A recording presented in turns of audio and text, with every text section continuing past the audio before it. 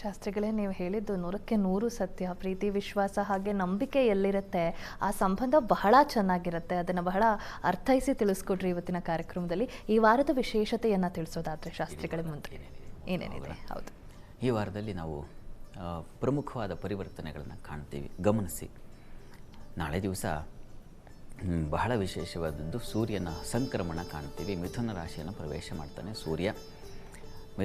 ಇಷ್ಟು ದಿವಸ ವೃಷಭ ರಾಶಿಯಲ್ಲಿದ್ದ ಶತ್ರುವಿನ ಮನೆಯಿಂದ ಮುಂದೆ ಹೋಗ್ತಾನೆ. ಅದಾದಮೇಲೆ ಮಂಗಳವಾರ ದಿವಸ ನಿಜ ಜ್ಯೇಷ್ಠ ಮಾಸ, ಎಷ್ಟು ದಿವಸ ಅಧಿಕ ಮಾಸದಲ್ಲಿದ್ವಲ್ಲ ಅಲ್ಲಿಂದ ನಿಜ ಜ್ಯೇಷ್ಠ ಪ್ರಾರಂಭವಾಗುತ್ತೆ. ಇದಾದಮೇಲೆ ನಾವು ಮತ್ತೊಂದು ಕಾಣ್ತಕ್ಕಂಥದ್ದು 20ನೇ ತಾರೀಕು ಶನಿವಾರ ದಿವಸ. ಆ ಶನಿವಾರ ದಿವಸ ಕುಜನ ಸಂಕ್ರಮಣ ಕಾಣ್ತೀವಿ. ಕುಜ ಸ್ವಕ್ಷೇತ್ರದಲ್ಲಿದ್ದಂಥವನು ವೃಷಭ ರಾಶಿಗೆ ಬರ್ತಾನೆ. ಹೀಗಾಗಿ ಈ ವಾರದ ಪ್ರಾರಂಭದಲ್ಲಿ ಸೂರ್ಯ, ವಾರದ ಅಂತ್ಯದಲ್ಲಿ ಕುಜನ ಪರಿವರ್ತನೆ. ಎರಡೂ ಗ್ರಹಗಳ ಪ್ರವೇಶ. ದಿನಕರ ರುಧಿರವು ಪ್ರವೇಶ ಕಾಲೇ ಗುರುಭ್ರೂಜೌ ಭವನಸ್ಯ ಮಧ್ಯಯಾತೌ ಅಂತ ಹಿಂಗೆ ಶುರುವಾಗುತ್ತದೆ. ಈ ಕುಜ ಮತ್ತು ರವಿ ಇವರಿಬ್ಬರು ಒಂದು ರಾಶಿಯನ್ನು ಪ್ರವೇಶ ಮಾಡಿದ ಕೂಡಲೇ ಫಲ ಕೊಡಲಿಕ್ಕೆ ಸಮರ್ಥರಾಗಿರ್ತಾರೆ ಅಂತ. ಹೀಗಾಗಿ ನಾವು ವಾರದ ಆದಿಯಲ್ಲಿ ಸೂರ್ಯನ ಫಲವನ್ನು, ಕೊನೆಯಲ್ಲಿ ಕುಜನ ಫಲವನ್ನು ಎರಡನ್ನು ಕಾಣ್ತೀವಿ. ಮುಂದಿನ ವಾರದಲ್ಲಿ ಹೆಚ್ಚಿನ ಫಲ ಸಿಗುತ್ತೆ ನಮಗೆ ಕುಜಂದು. ಅಂತೂ ಈ ವಾರದಲ್ಲಿ ನಾವು ಇಷ್ಟನ್ನು ಗಮನಿಸ್ತೀವಿ. ಕಾಲರ್ ಇದ್ದಾರೆ, ಮಾತಾಡ್ಸೋಣ. ಸುನೀತಾ ಅಂತ ಬೆಳಗಾವಿಯಿಂದ. ಸುನೀತಾ ಅವರೇ ನಮಸ್ತೆ. ನಮಸ್ತೆ ಮೇಡಮ್. ಯಾರ ಬಗ್ಗೆ ಕೇಳಬೇಕು? ಅವರ ಹೆಸರು, ಅವರ ಜನ್ಮ ದಿನಾಂಕವನ್ನ ತಿಳಿಸಿ.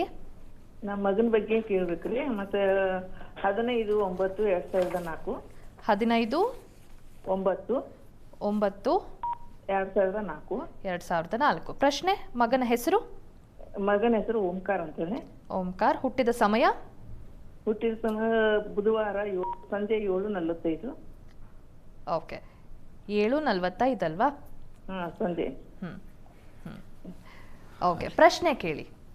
ಸುನೀತಾ ಅವರೇ ನಮಸ್ಕಾರ. ನಮಸ್ತೆ ಗುರುಜಿ. ನಮಸ್ಕಾರ. ನಮಸ್ಕಾರ.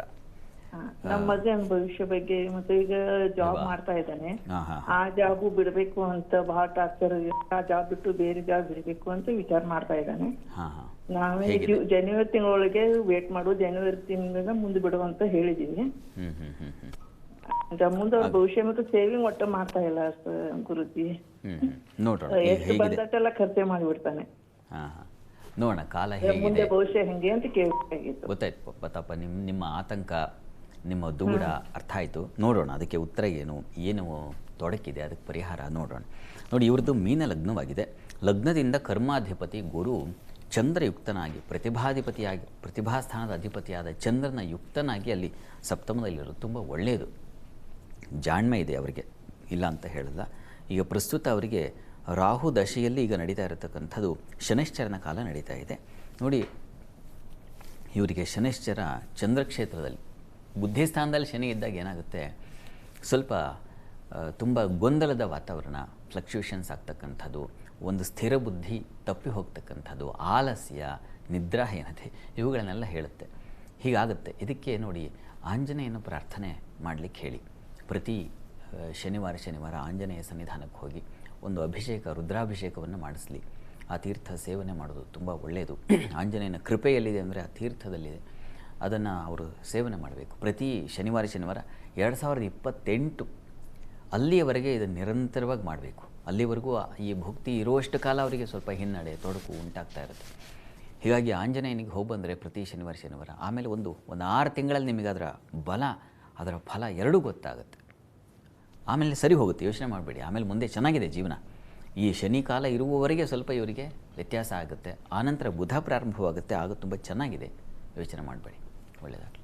ಧನ್ಯವಾದ ಸುನೀತಾ ಅವರೇ. ಮತ್ತೊಬ್ರು ಕಾಲರ್ ರೆಡಿ ಇದ್ದಾರೆ, ಮಂಡ್ಯದಿಂದ ಹೇಮಾವತಿ ಅಂತ. ಹೇಮಾವತಿ ಅವರೇ ನಮಸ್ತೆ. ನಮಸ್ಕಾರ ಮೇಡಮ್. ಯಾರ ಬಗ್ಗೆ ಕೇಳಬೇಕಿತ್ತು? ಅವರ ಹೆಸರು, ಅವರ ಜನ್ಮ ದಿನಾಂಕ, ಹಾಗೆ ಅವರ ಹುಟ್ಟಿದ ಸಮಯ ತಿಳಿಸಿ. ನಮಿತಾ ಅಂತ, 12/8/1989 ಮೇಡಮ್. ನಮಿತಾ 12ನೇ ತಾರೀಕು 8ನೇ ತಿಂಗಳು 1989. ಹುಟ್ಟಿದ ಸಮಯ 7 ಗಂಟೆಯಿಂದ 7:10 ಬೆಳಗ್ಗೆನಾ? ರಾತ್ರಿ ಮೇಡಮ್. ರಾತ್ರಿ. ಓಕೆ, ನಿಮ್ಮ ಪ್ರಶ್ನೆ? ಕೇಳಬೇಕಿತ್ತು, ಗುರುಗಳ ಹತ್ರ ಮಾತಾಡ್ಬೇಕಿತ್ತು. ಮಾತಾಡಿ. ಹೇಮಾವತಿ ಅವರೇ ನಮಸ್ಕಾರ. ಗುರುಗಳೇ ಚೆನ್ನಾಗಿದ್ದೀರಾ? ಹೇಗಿದ್ದೀರಾ? ಚೆನ್ನಾಗಿದೆ. ತಾವು? ಚೆನ್ನಾಗಿದ್ದೀನಿ ಗುರುಗಳೇ. ತುಂಬಾ ದಿನ ಆಗಿತ್ತು. ನಿಮ್ಗೆ ಒಂದು ಸಿಹಿ ಸುದ್ದಿ ಹೇಳ್ಬೇಕಿತ್ತು ಗುರುಗಳೇ, ಅದಕ್ಕೆ ಮಾಡ್ತಾ ಇದ್ದೆ, ಕನೆಕ್ಟ್ ಆಗಿರ್ಲಿಲ್ಲ. ಆಗಲಿ. ನನ್ ಸಂತೋಷ. ದೊಡ್ಡ ಮಗಳ ಬಗ್ಗೆ ಸಂತಾನದ ಬಗ್ಗೆ ಕೇಳ್ತಾ ಇದ್ದೆ ಪಾಪ ಗುರುಗಳು ಹೇಳ್ತಾ ನಿಮ್ಮ ಇದ್ದೆ. ಹತ್ರ. ಹೌದು ಹೌದು. ನೀವು ಹೇಳಿದ್ರಿ ಕುಕ್ಕೆ ಸುಬ್ರಹ್ಮಣ್ಯದ್ದು ಪೂಜೆ ಮಾಡ್ಸಕ್ ಹೇಳಿ ಅವ್ರನ್ನೇ ತೀರ್ಥ ಪ್ರಸಾದ ತಗೋಬೇಕು ಅಂತ. ಆ ರೀತಿ ಮಾಡಿದ್ಮೇಲೆ ನಮ್ಗೆ ಸಿಹಿ ಸುದ್ದಿ ಸಿಕ್ಕಿದೆ ಗುರುಗಳೇ. ಈಗ ಸಂತೋಷ. ಕಲ್ತಿದ್ದು. ನಿಮ್ಮ ಶ್ರದ್ಧೆಗೆ ಬಂದ, ನಿಮ್ಮ ತಪಸ್ಸಿಗೆ ಬಂದ ಫಲ ಅದು. ನಿಮ್ಮ ಹೀಗಾಗಿ ಆಶೀರ್ವಾದ ಗುರುಗಳೇ ಅದು. ನಾನು ತುಂಬಾ ನಂಬಿದ್ದೀನಿ ನಿಮ್ಮ ಆಶೀರ್ವಾದ ಅದು. ಅದು ನಮ್ಗೆ ನಿಮ್ಮ ವಿಶ್ವಾಸಕ್ಕೆ ನಮಸ್ಕಾರ, ಧನ್ಯವಾದ, ತುಂಬಾ ಕೃತಜ್ಞತೆಗಳು ಸಂತೋಷ ಆಗಲಿ. ಆಯ್ತು ಗುರುಗಳೇ. ನೀವ್ ಹೇಳಿದ ರೀತಿ ಮಾಡಿದ್ಮೇಲೆ ನಮ್ಗೆ ಆ ಕಡೆಯಿಂದ ಹಂಗೆ ಸಿಹಿ ಸುದ್ದಿ ಸಿಕ್ಕಿರೋದು. ಆಗ ನಾವುಗಳದ್ದು ನಮ್ಗಳು ಅಂದ್ರೆ ವಿದೇಶ ಪ್ರಯಾಣದ್ದು ಹೆಂಗಿದೆ ಏನು ಅದ್ರ ಬಗ್ಗೆ ಕೇಳ್ಬೇಕಿತ್ತು ಗುರುಗಳೇ. ಹಾಗಾಗಿ ಇದು ಯಾರ ವಿಚಾರ ಇದು? ಅದೇ ನಾವು ಈಗ ದೊಡ್ಡ ಮಗಳದೇನೇನೆ ನಾನು ಕೇಳ್ತಾನೆ ಇದ್ದೆ ನಿಮ್ಗೆ ಸಂತಾನದ ಬಗ್ಗೆ. ಈಗ ಆಗ್ತದೆ ಅದು ಒಳ್ಳೇದಾಗ್ಲಿ ಅಂತ ಕೇಳ್ಕೊತಾ ಇದ್ದೀನಿ. ಚೆನ್ನಾಗಿದೆ. ಇವರಿಗೆ ಟೈಮ್ ಈಗ ಏನಾಗಿದೆ, ರಾಹು ಚಂದ್ರದಲ್ಲಿ ರಾಹು ನಡೀತೆ 2027 ಜುಲೈ, ಮುಂದಿನ ಜುಲೈವರೆಗೆ ಸ್ವಲ್ಪ ಹೀಗೆ ಇರುತ್ತೆ. ನಿಮಗೆ ಸ್ವಲ್ಪ ದುಗುಡ ಇಂಥ ವಾತಾವರಣ ಇರುತ್ತೆ. ಆಮೇಲೆ ತುಂಬ ಗುರು ಶುರುವಾಗುತ್ತೆ. ತುಂಬ ಚೆನ್ನಾಗಿದೆ. ಮುಂದಿನ ಇವರ ಏನು ಮುಂದಿನ ವರ್ಷದಿಂದ ಇವರಿಗೆ ಅಲ್ಲಿ ಪಂಚಮದಲ್ಲಿರ್ತಕ್ಕಂಥ ಗುರು ತುಂಬ ಉಚ್ಚಾಭಿಲಾಷಿ ಗುರು, ತುಂಬ ಚೆನ್ನಾಗಿರ್ತಾರೆ. ನೀವು ಆತಂಕ ಪಡುವ ಇಷ್ಟೊಂದು ದುಗುಡ ಮಾಡ್ಕೊಳ್ಳೋ ಅವಶ್ಯಕತೆ ಇಲ್ಲ. ನಾನು ಅದನ್ನೇ ನಿಮಗೆ ಎಷ್ಟು ಕಾಲಿನಲ್ಲೂ ಹೇಳ್ತಾ ಇದ್ದೀನಿ. ಸಮಾಧಾನವಾಗಿರಿ, ಅನುಕೂಲ ಆಗುತ್ತೆ, ಕಾಲ ಚೆನ್ನಾಗಿದೆ, ಮುಂದೆ ಬರುತ್ತೆ ಒಳ್ಳೆ ಕಾಲ ಅಂತ. ನೀವು ಪಾಪ ಆತಂಕಕ್ಕೆ ಒಳಗಾಗ್ತೀರಾ, ನೀವು ಪಾಪ ಭಾವಾವೇಶಕ್ಕೆ ಒಳಗಾಗ್ತೀರಾ. ಆ ಭಗವಂತ ನಿಮಗೆ ಆ ದೃಢವಾದ ಮನಸ್ಸನ್ನು ಕೊಡಲಿ. ಒಂದು ಸ್ಥಿರ ಚಿತ್ತ, ಸ್ಥಿರ ಬುದ್ಧಿ ಇವುಗಳು ನಿಮಗೆ ಭಗವಂತನ ಕೃಪೆಯಿಂದ ಉಂಟಾಗಲಿ. ಭಾವಾವೇಶಕ್ಕೆ ಒಳಗಾಗಬೇಡಿ. ಒಳ್ಳೆಯದಾಗಲಿ ತಮಗೆ. ಧನ್ಯವಾದ ಹೇಮಾವತಿ ಅವರೇ ಕರೆ ಮಾಡಿದ್ದಕ್ಕೆ.